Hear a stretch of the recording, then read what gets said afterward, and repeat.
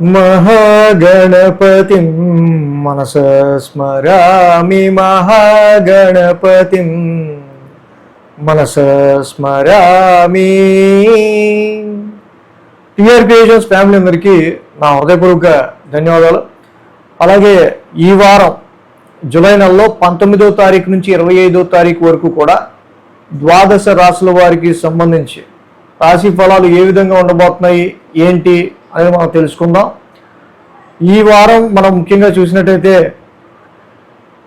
Major ట్రాన్సిటల్ చేంజెస్లో బుధుడి యొక్క రెట్రాగ్రేషన్ అనేది ఇక్కడ మనకి మెయిన్గా 24వ తారీఖు వరకు కూడా జరుగుతోంది. బుధుడు వక్రంలో ఉన్నారు. అలాగే రవి కూడా ఇక్కడ మిథునం నుంచి కర్కాటక రాశిలోకి రవి యొక్క సంచారం మొదలైంది. ఇక కుజుడు వృషభంలో, మిథునంలో బుధుడు, రవి గురులు ఇద్దరు కర్కాటక రాశిలో, శుక్రుడు సింహరాశిలో, కేతువు సింహరాశిలో, రాహువు కుంభరాశిలో, మేన్ రాశిలో శని యొక్క సంచారం అనేది నడుస్తూ ఉంది. సో ఇక్కడ మనం చూస్తే మేజర్గా చంద్రుని యొక్క సంచారం చూస్తే కనుక కన్యా, తులా, వృశ్చికం 3 రాశుల మీదుగా చంద్రుని యొక్క గమనం కూడా మనకి కనిపిస్తూ ఉంది. కాబట్టి ఇక్కడ మేజర్గా ఇక్కడ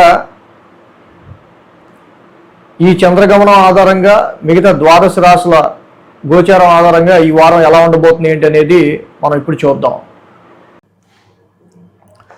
మీన రాశి వారికి చూద్దాం. మీన రాశి వారికి చూస్తే కనుక ఈ రాశి వారికి తృతీయంలో కుజుడు, చతుర్థంలో బుధుడు, పంచమంలో గురుడు, షష్టమంలో కేతువు, మొత్తంగా 4 గ్రహాల యొక్క అనుకూలత మిథున రాశి వారికి ఇక్కడ కనిపిస్తూ ఉంది. సో దానిలో అద్భుతంగా కుజుడి యొక్క తృతీయ స్థాన సంచారం పరాక్రమ స్థానంలో Mars is a soldier, is a fighter. Third house is heroism యాక్చువల్గా.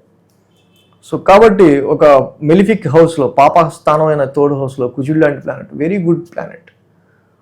వెరీ కాన్ఫిడెంట్గా మీరు వర్క్ చేస్తారు, వెరీ విల్ పవర్తో ఉంటారు, సాధించలేనిది ఏం లేదు అనుకునేంత ఒక మంచి గట్స్ని మీకు ఇస్తాడు కుజుడు. అట్ ద సేమ్ టైం బుధుడు కూడా రెట్రాగ్రేషన్లో వచ్చి మళ్ళీ చతుర్థ స్థానంలోకి వచ్చారు. Some confusion in your properties, fixed assets and vehicles, lands and domestical ఎన్విరాన్మెంట్కి సంబంధించిన కొన్ని కమ్యూనికేషన్ ఐటమ్స్, వీటికి సంబంధించిన విషయాల్లో ఉండొచ్చు. సో అలాగే కానీ చతుర్థ స్థానంలో బుధుడు జనరల్గా యోగిస్తాడు కాబట్టి సో ప్రాపర్టీస్ విషయంలో మీరు రీథింకింగ్ చేయటం, నెగోషియేషన్స్ కొంచెం ఆగి తీసుకోవటం ఈ వారం చాలా మంచిది. డెసిషన్ ఏదైనా సేల్స్ ఆర్ పర్చేసెస్, వెహికల్ కానీ ప్రాపర్టీస్ కానీ స్థిరాస్తులకు సంబంధించి. పంచమంలో గురుడు చాలా వరకు రాశ్యాధిపతి పంచమ స్థానం పూర్వపుణ్యస్థానం ఉన్నారు ఉచ్చ స్థితిలో పైగా. కాబట్టి పూర్వపుణ్యస్థానంలో ఈ గురుగారి ట్రాన్సిట్ చాలా బాగా అనుకూలంగా ఈ రాశి వాళ్ళకి ఇచ్చే ఆస్కారాలు ఉన్నాయి. సో 7, 8, 9, 10 స్థానాల మీదుగా చంద్రుని యొక్క సంచారం ఉంది. 7, 8 and 9. ఆది సోమ వారం ప్రారంభం 2 రోజులు ఈ రాశి వాళ్ళకి అనుకూలంగా ఉంది. ఏదైతే చంద్రుని యొక్క సప్తమ స్థాన సంచారం స్టార్ట్ అయిందో, చంద్రుడు సప్తమ స్థాన సంచారంలో ఉంటున్నారు. ఆ రాశి అధిపతి కూడా బుధుడు రెట్రగ్రేషన్లో ఉన్నారు. యాక్చువల్గా వ్యాపారానికి సంబంధించి ముఖ్యంగా రియల్ ఎస్టేట్ అండ్ వ్యవసాయం, అగ్రికల్చర్, వ్యవసాయానికి సంబంధించి ఫిక్స్డ్ అసెట్స్, ప్రాపర్టీస్కి సంబంధించి తీసుకునే నిర్ణయాల్లో కొంచెం జాగ్రత్తగా తీసుకోవడం అనేది, డెసిషన్ అనేది మంచిది. సో కమ్యూనికేషన్ సరిగ్గా లేనివి వాటి విషయంలో కొంచెం త్వరపడద్దు. రాతకోతల విషయాల్లో, స్టాంపింగ్స్ అండ్ సైన్స్ విషయాల్లో. మంగళ, బుధ, గురువారాలు చూస్తే ఇక్కడ మెయిన్గా అష్టమ స్థానంలో చంద్రుని యొక్క సంచారం.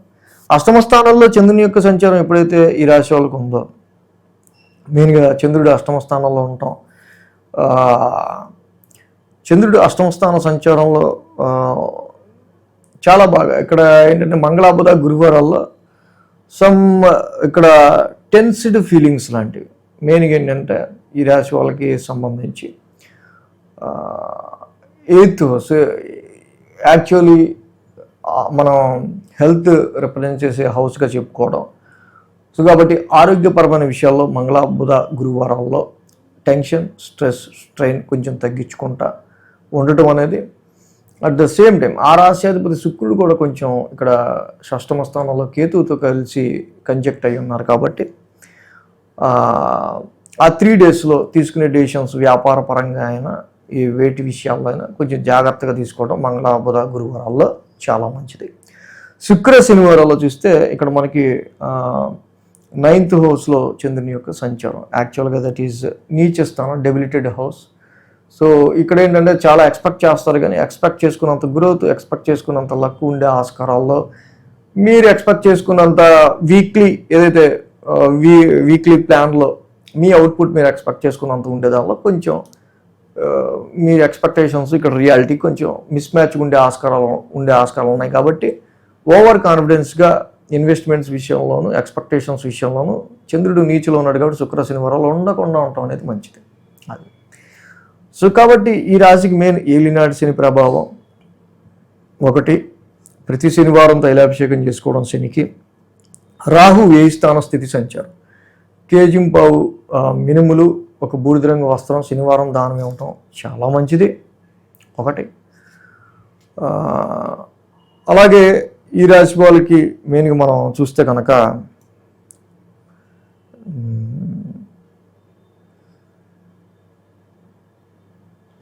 ఇంకొకటి శుక్రుడి యొక్క సంచారం. శుక్రుడు ఒకటి షష్టమ స్థానంలో ఉన్నారు కాబట్టి శుక్రవారం పూట లక్ష్మీ అష్టోత్తరంతో లక్ష్మీదేవికి పూజ చేసుకోవటం, హిమకుంద మరణాలాభం, శుక్ర నవగ్రహ శాంతి మంత్రం చేసుకోవటం చాలా మంచిది. కాబట్టి శుక్రుడికి, శనికి, రాహుకి ఈ 3 గ్రహాలు కొంచెం వీళ్ళని బ్యాలెన్స్ చేసుకుంటే బాగుంటుంది. కనీసం వీటికి నవగ్రహ శాంతి మంత్రాలన్నా ఈ 3 గ్రహాలకి చదువుకుంటూ ఉంటే మంచిది. గ్రహాల మంత్రాలు మనం డిస్క్రిప్షన్లో ఇస్తాం, చూసి చదువుకోవచ్చు. సో మొత్తంగా ఈ వారం ద్వాదశ రాశుల వారికి సంబంధించిన రాశి ఫలాలు ఈ విధంగా ఉన్నాయి. So thanks for watching TR creations. ధన్యవాదాలు. ఈ వీడియో కనుక మీకు నచ్చినట్లయితే లైక్ చేయండి, షేర్ చేయండి. మరిన్ని అప్డేట్స్ కోసం సబ్స్క్రైబ్ చేయడం మాత్రం మర్చిపోకండి.